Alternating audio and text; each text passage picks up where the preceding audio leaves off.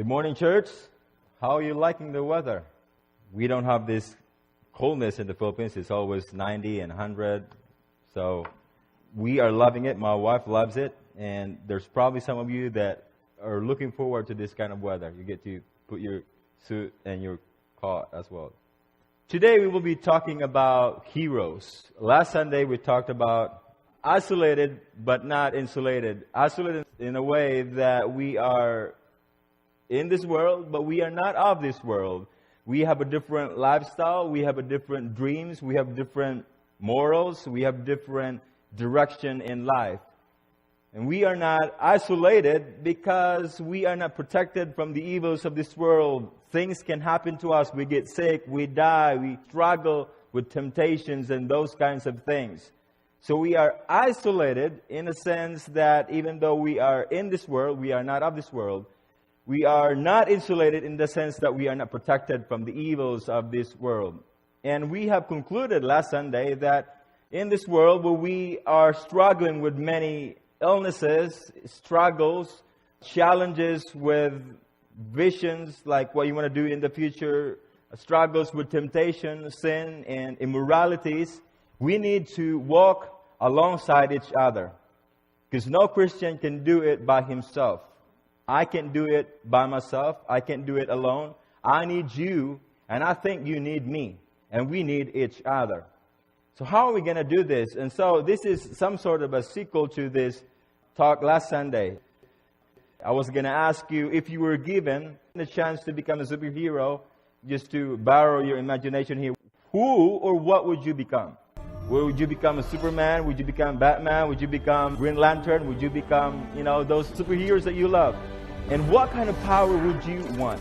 And I use this as illustration because we love superheroes.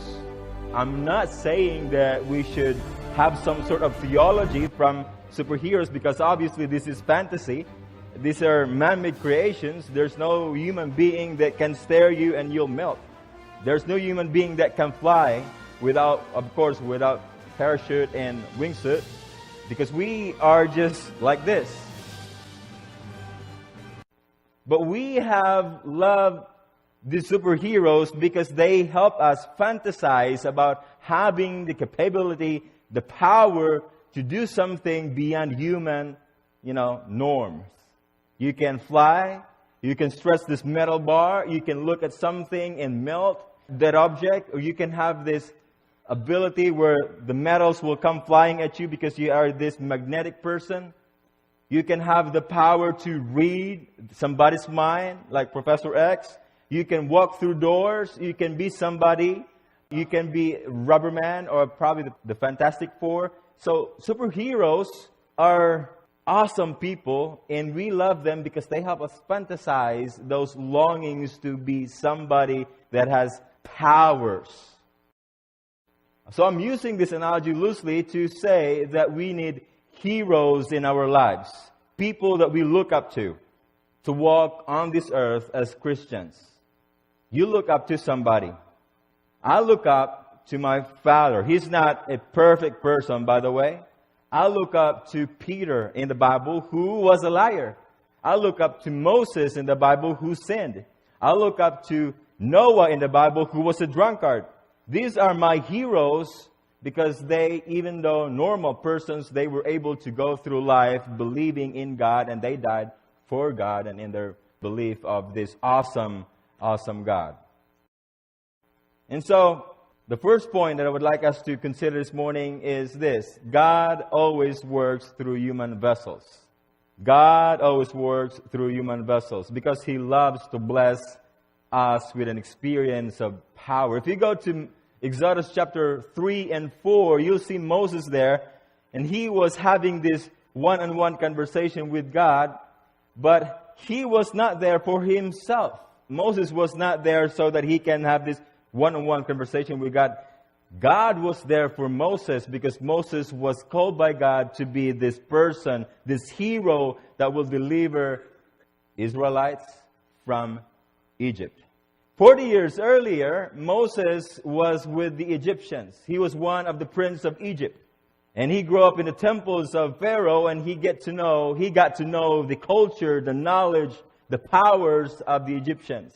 And so he used that to his privilege, knowing that even though he has dressed himself like an Egyptian, he has this Hebrew background. And so he went out and helped this Hebrew that was being castigated by the Egyptian slave master. And he helped this Hebrew, but then he ended up killing this Egyptian slave master. And so he ran away for 40 years in the wilderness, and that's where he found his wife and had a family, and had been moving around in the desert with a stick. From having a sword to having a stick for 40 years. Leading his life as a shepherd for 40 years with this wooden stick. It's not one of these awesome sticks, it's just a stick. But he used this as his guide to not only drive the sheep, but also to talk to God. And we will see this later in the sermon this morning. But we will see that in that avenue where God called Moses, Moses came up with many excuses. First he said, but who am I that you should call me as this somebody that will deliver, this hero, the superhero that will deliver this Israelites from Egypt? I am a nobody. And then he said another excuse. He said, but who are you? Israelites have been living in this slavery for 400 plus years. They don't know anything about you. Will they come and will they believe me if you send me to them? Who are you? Then he came up with another excuse and he said, but what if they don't believe me? And so on and so forth, many excuses. Listen to this, despite of many excuses of Moses, 5 at least, God said, go. God could have easily said, okay, I'm done with you because you definitely don't want to work with me. But God was very patient with Moses. He stuck with his plan and he said, go. Take this staff with you and tell them that I have sent you to be my deliverer. Here's an interesting text in Exodus chapter 4. He said to Moses, and this is about Aaron and Moses, because Moses said his last excuse was, just send somebody else, just send Aaron, my brother.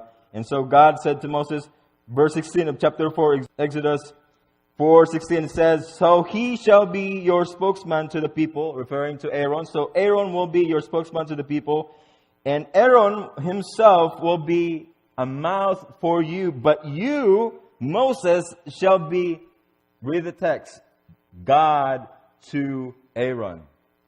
Wow, that's a big shoes to fill in for Moses.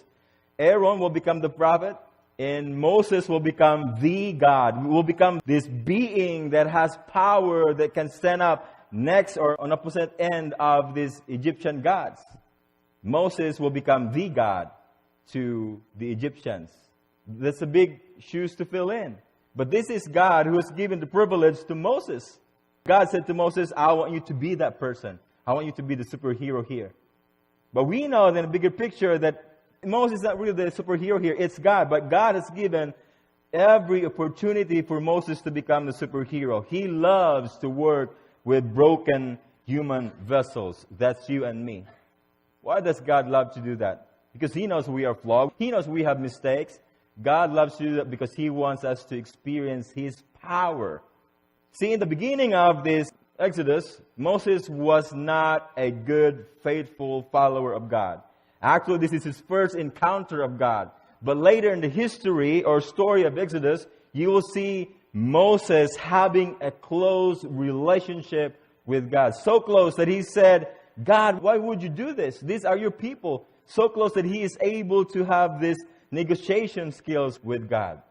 So close that he is the only one that is able to see the backside of God, the glory of God. That's the kind of Moses that Moses has become later in this story. God loves to work with human vessels because He wants you and me to experience that power. This whole process, Moses was changed as a better person, a better believer of God.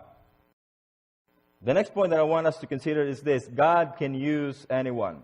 God does not call, you probably have heard the phrase, God does not call the equipped, but He equips the called.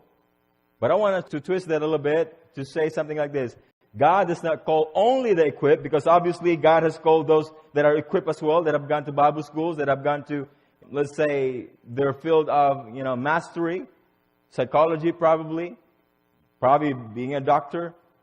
He also, however, calls those people that are not equipped, and He equips them, like Moses. If you go to the Old Testament, you'll see lots of people that are very, very broken. One of them, I have talked about this during the Bible study, is David. David is considered as the man after God's own heart. But if you go back to history, David was an adulterer, a murderer, a liar. But he was used by God. Abraham, what? Abraham was too old to have a baby. God used him. Moses was what? Moses was a drunkard, but God used him to build His ark. God used him. Moses, not a good follower of God in the beginning, but God used him. Elijah, he doubted God's power. And so he said, just kill me, God. I don't want to be a prophet anymore. But God used him.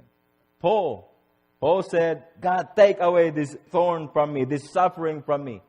He was very philosophical, but God used him. Peter, he was definitely a liar, like you and me. But God used him.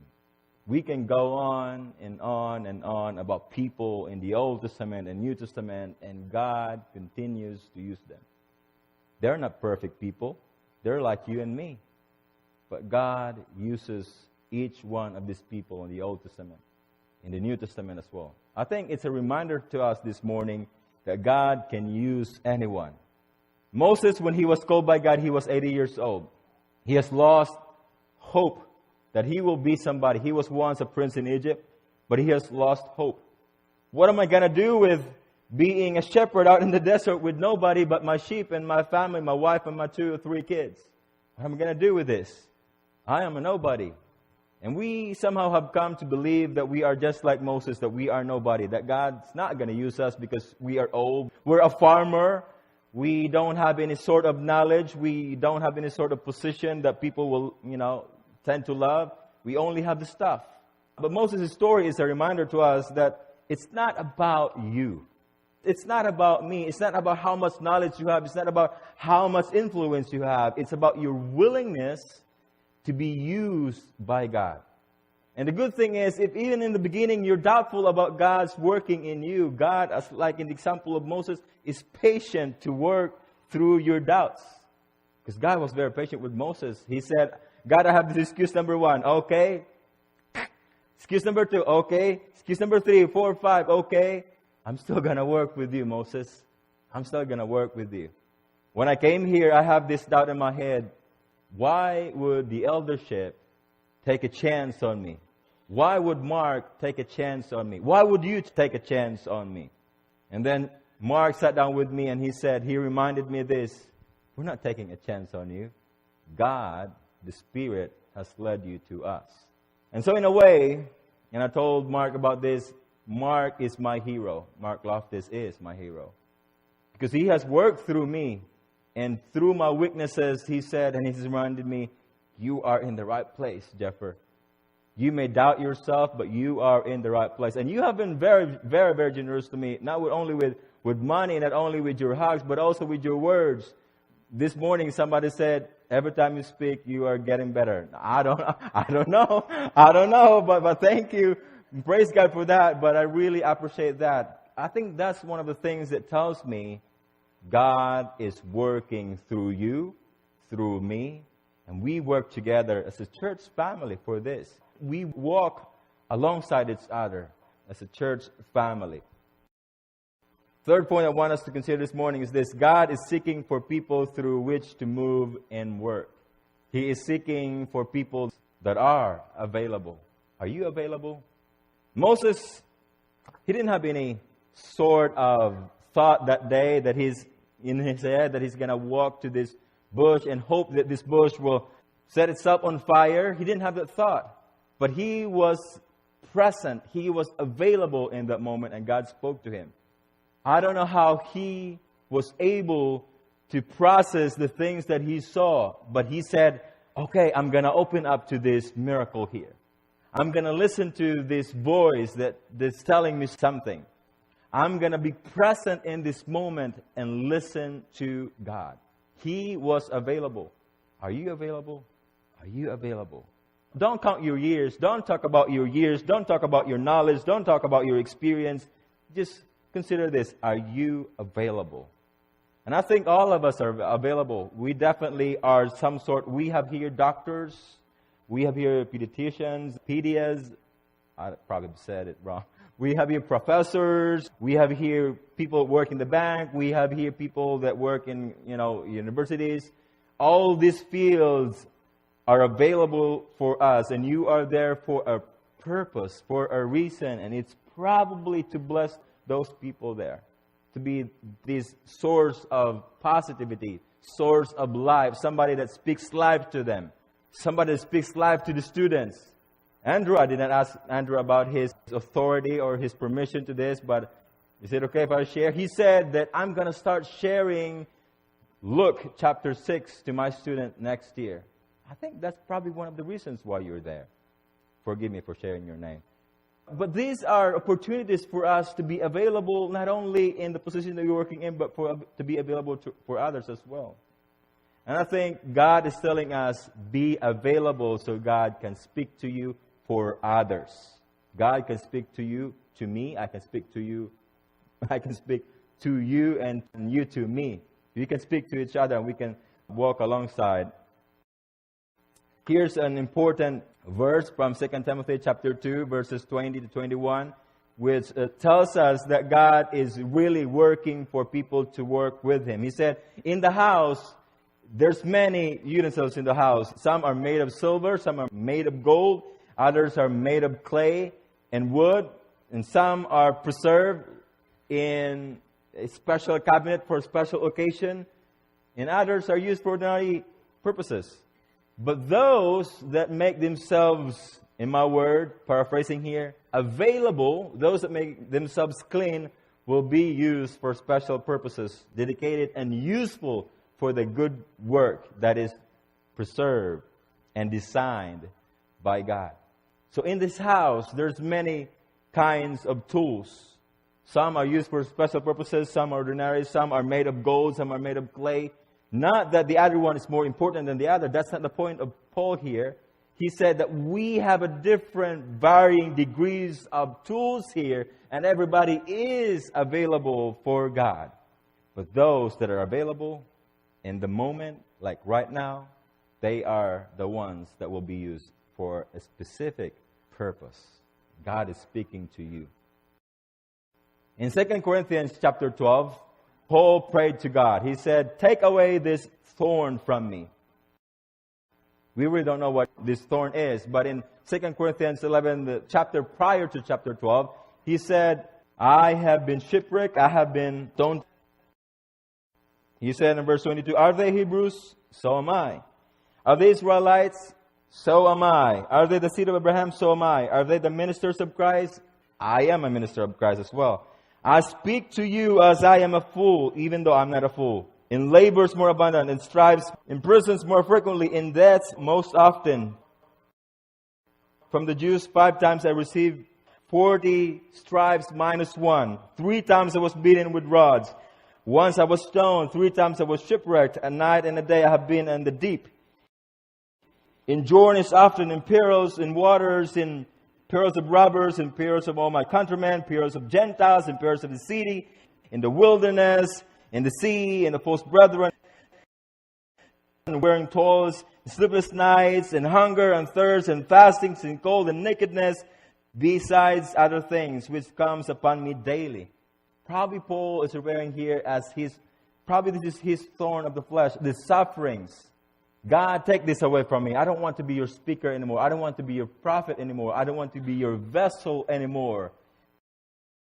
And God responded to him in 2 Corinthians chapter 12, verse 8 and 9 says, in your weakness, Paul, my power is shown. Are we not weak? Yes, we are. And in our weakness, God's power is shown in us. That is allowing God to work through our weaknesses, allowing God to work through our flaws, so that The whole thing will come out as a glorious working of God. Because you see, whenever God works, He doesn't just work through you for others. Whenever God works, He works, yes, to others as well, but He works most specifically in you. God changes you first, and then He changes others, even though you are a vehicle for others. It's a win-win situation, brothers and sisters, when you allow yourself to be a vehicle of God. I hope that we will go home this week and realize that, yes, I might be old, but God can still use me. Yes, I may have not gone to Bible school, but God can still use me. Yes, I am a flawed person that goes to church every Sunday, that some people think I'm wearing masks, but God can still use me. Yes, I struggle with addiction, but God can use me. Yes, I struggle with cigarette, but God can still use me. Yes, I struggle with wine, but God can still use me. Yes, I struggle with images, but God can still use me. I hope this week you will allow yourself to be available for the working of God. Because whenever God works, He does work for others, but He works through you first, and He changes you first. At the end of the day, God is glorified. And that's the main point. God is glorified in your life, and He is glorified in others as well. I would like to offer an invitation to anybody who's struggling with something, or just to anybody who wants to be prayed over for their struggles in life, and probably to somebody who wants to be a vehicle for God. You can come up and stand as we sing, or you can approach us later. Tyler is here, me, myself, and Mark as well are present.